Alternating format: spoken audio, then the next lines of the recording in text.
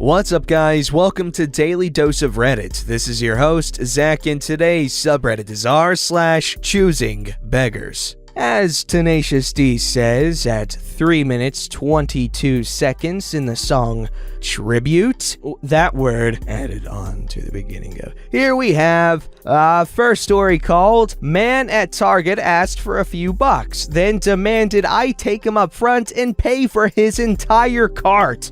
Wow. Mobile warning! Now to the story. I typically never give money to anyone. I'm not the most trusting person when it comes to strangers. I'm walking through Target and I know I gotta get some Prego for some spaghetti squash later, so I turn the corner and begin browsing. As I push my cart through the aisle, this man in rather tattered clothes motions for me and hands me a clipboard. On the laminated paper, it explains to me that this man is mostly deaf and that he's struggling for money and anything helps. I stop about halfway and let him know that I don't have cash. He motions to the bottom of the paper and explains that he would be grateful if you don't have cash.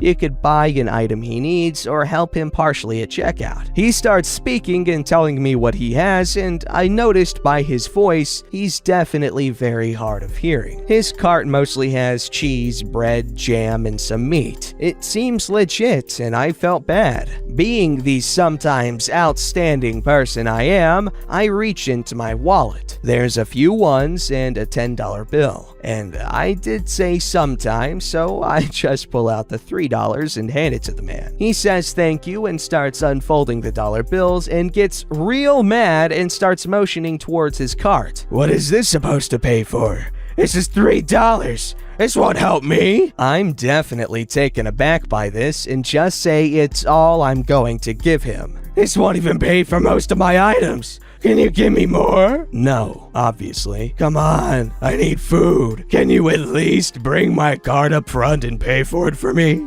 This money does nothing. Again, no. I tell him I paid for 1 or 2 of his items and that's all I'm doing. He flips me off and shoves the money in his pockets and turns around. You could have at least paid for 7 or 8 of my items. This money is useless. I'm just in disbelief and just want to leave, so I start walking away. Faith in humanity lost, and $3 down in pocket change. He attempts to heckle me more, but I just leave. I let my boyfriend know what happened, and he puts me on the phone until I leave the store. What a weird day. Hey, it's okay. You know what? You try to do a good thing, and that's all that matters. If my name is Earl is to be believed, you should be fine. Man, Carson Daly's a genius for coming up with karma. That's so great because of Carson Daly, karma makes sure good things happen to good people and bad things happen to bad people. Isn't he great? Alright, here we have a story called A Literal Choosing Beggar. A Literal Choosing Beggar. This is my first post here, as I usually just lurk this subreddit. But something so insane happened today that I just had to share it, just for context. This story happens in Romania. Our currency is a Romanian leu. It's about 0.2 euros. Prices in Romania are pretty low. A bread, for example, costs 1 or 2 lei. So me and 2 friends just finished hanging out at a bar restaurant.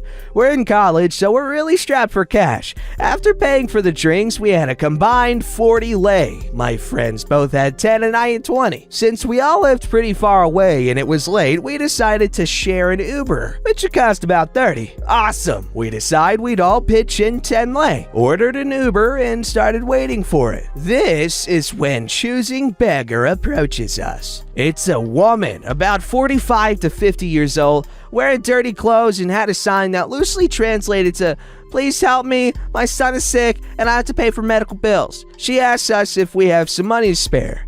At this point, this seemed perfectly normal. just a beggar asking for cash. I still have 10 lei left, which I wouldn't spend that night, so I thought, what the heck, might as well help her. Maybe her story is actually true. I get out my wallet and hand her the 10 lei note. She takes it and looks shocked, like I had just insulted her family. This is the conversation that ensues. What the heck is this? What do you mean? Are you seriously only gonna give me 10 lei? You spoiled frickin' brat! I could see you have more! Just for your information, usually people give between 1 and 5 to beggars. 10 is actually quite generous. That is literally all the money I have left. No, you're lying! I saw you had 10 more! And points to my wallet, then to my friends. What about you, Cooters? Are you really not gonna help at all? My son is dying! Listen, lady, we don't have any money left. My name already gave you all he had left. He was kind, and you're being an entitled piece of crap. You're lucky I don't take that note and shove it so far up your ass you crap money all week.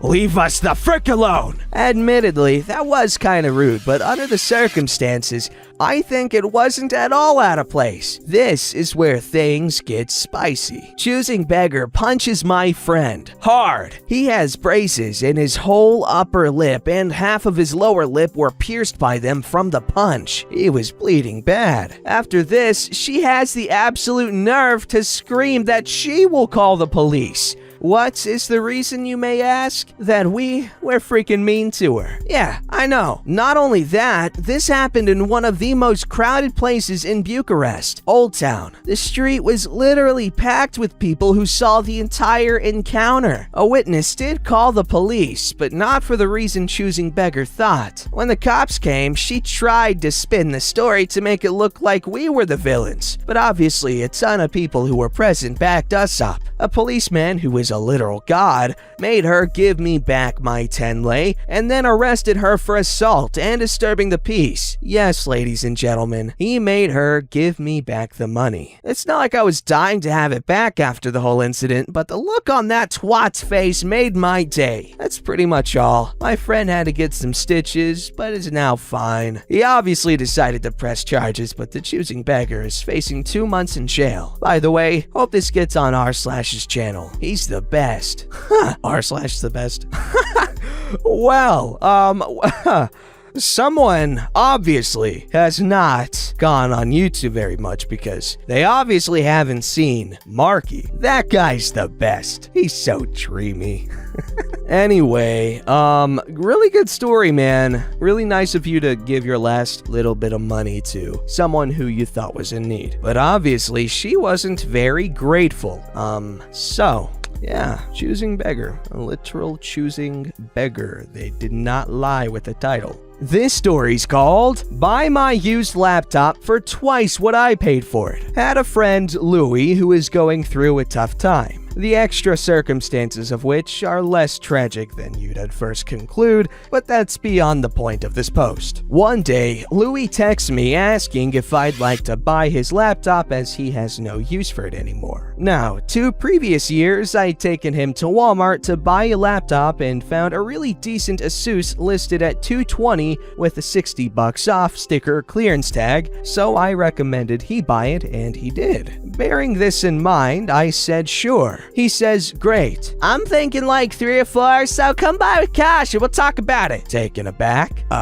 I hope you don't mean $300 or $400. That laptop was $220 before the discount. It's also 2 years older now and in the apartment of someone who smokes. It wouldn't be worth $50, but I know you're in a tight spot, so I'd offer you $100 for it, as I only want the video card to cannibalize and put in my old laptop. Guess who isn't friends with Louis anymore? Edit! Clarification. He wasn't open to negotiation. I recommended if he really wanted the most money for it, he could try and return it to Walmart, but since he didn't have the receipts, it would be a toss-up as to whether or not they'd even take it back for full price. No, they wouldn't. Why would they do that? That is a horrible business decision on their part, honestly.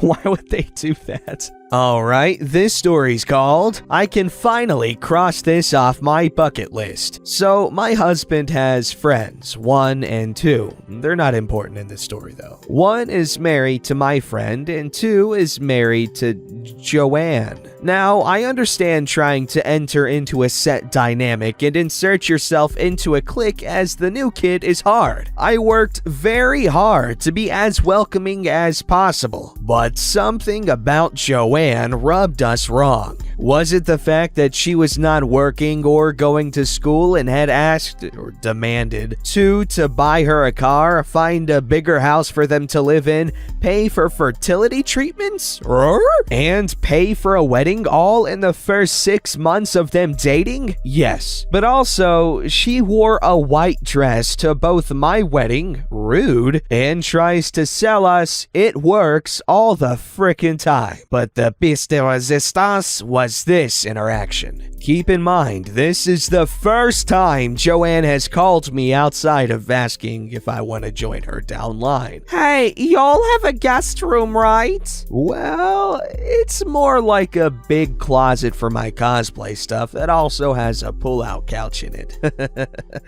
Why? Her husband and I are coming to Tennessee for a 2-week vacation and to go to my family reunion, but there aren't any hotels in our budget, so I figured we could stay with y'all. Oh, well, unfortunately, I'm gonna have to say no. Like I said, it's more a closet than anything, but also since the social distance order is still in place, I can't condone a large group of people getting together like that.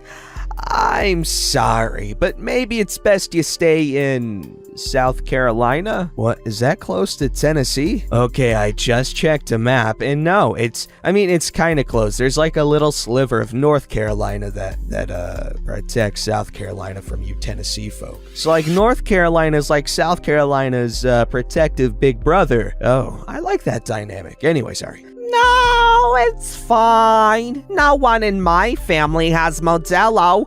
Also, you can just move your costumes to your own room, right? You'll have to buy a real bed, though, since we are trying for a baby. Haha. Or you can take the guest room and Em and I will stay in yours. No. One, even if no one has obvious symptoms, they may still be carrying the virus. My sister is pregnant and my mother has an autoimmune disorder, and I'm not taking any risk of this thing getting to them. 2, my cosplay stuff is in the room because it's the only storage space we have. I'm not shoving it into my bedroom where it won't fit. 3, we can't afford a new bed or there would be one in the guest room. And 4, you are not screwing in my bed, ever. What the? Well, I see how it is. You know, I told her husband you are a selfish, two-faced bimbo, but he swore my husband wouldn't be with someone like that. Obviously, they're both wrong. I'm going to tell her husband about this, and when he tells my husband, you'll be in for a rude awakening. I hope he takes you to hand and shows you what a bimbo you've been and teaches you how to act properly. Me, who has been taken to hand by 2 partners and is still dealing with PTSD from it, which she knows. Did you really just freaking imply you hope my husband hits me because I won't let you stay at our house and put us and our family at potential risk? I'm just saying that a real lady wouldn't act so stuck up and that someone needs to teach you a lesson. Holy fornication under consent to the king? What is this, 1820? You're psychotic. I'm gonna tell him all of this so that when your husband calls to complain, you'll have the full freaking story, you crazy ass. I'm gonna block you now. Kindly step off forever. I knew you were a heartless cooter. You never do anything for anyone. You couldn't even support my business venture and probably laughed with my friend. And when I had to stop selling my products because of people like you telling everyone my products are toxic, screw you! So that's my tale of woe, or bafflement at least. My husband had to hold me down because I was shaking so bad from the anger. But it's been like a week, and honestly, I'm just amazed. This bimbo really, Teal dear, told me that she would be staying in my home so she could ignore quarantine and meet up with a bunch of people, demand I adjust my life to suit hers, tell me she was gonna screw in my bed, and then wish my husband abused me? On the bright side, friend, and I did laugh about her failed multi-level marketing pyramid scheme and the fight she and her husband got into when mine called saying Joanne triggered my PTSD. I'm petty and she can get screwed. I agree.